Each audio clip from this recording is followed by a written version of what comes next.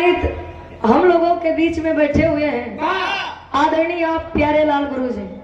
गुरु जी के गोड़ छुके पहली बार आशीर्वाद के चाह रहे और गलती का क्षमा करिए, आशीर्वाद के चाह रहे। वहां से बहुत बढ़िया सदगुरु वंदना साथे वीर रस के भी रहा, खानदानी भी रहा। अरे वाह, बढ़िया बढ़िया धुन तर्ज सुनाई के मिला, बहुत कुछ सीखाई के मिला। अब शायद यहाँ जहाँ कार्यक्रम लगे कलाकार चाहिए जो गुरु जी का देख के ढेर सुधार लीजिए। आशीर्वाद के चाह रहे गुरु जी के गोड़ छू के पहली बार आवा गुरु जी यारों से तनी कुछ बजाएगा।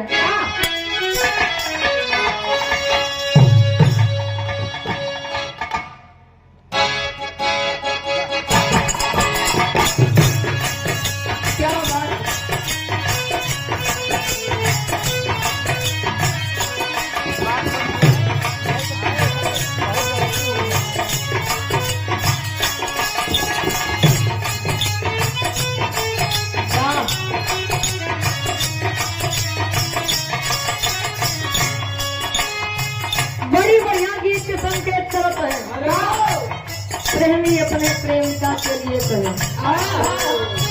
हिंदी दुनिया वालों ने गाया। कहाँ गए?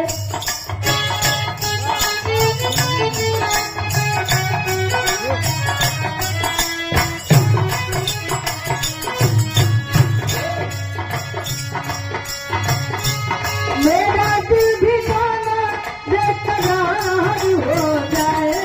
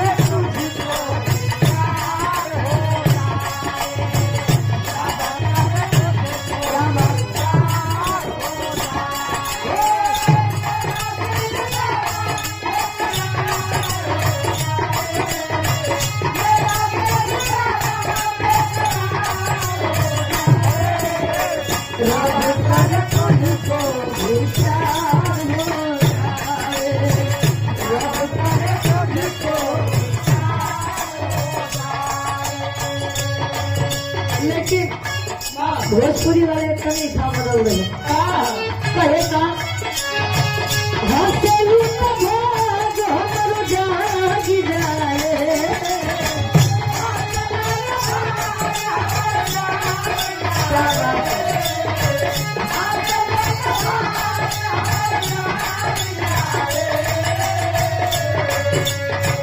हंसलू जो हमरो जागी जाए,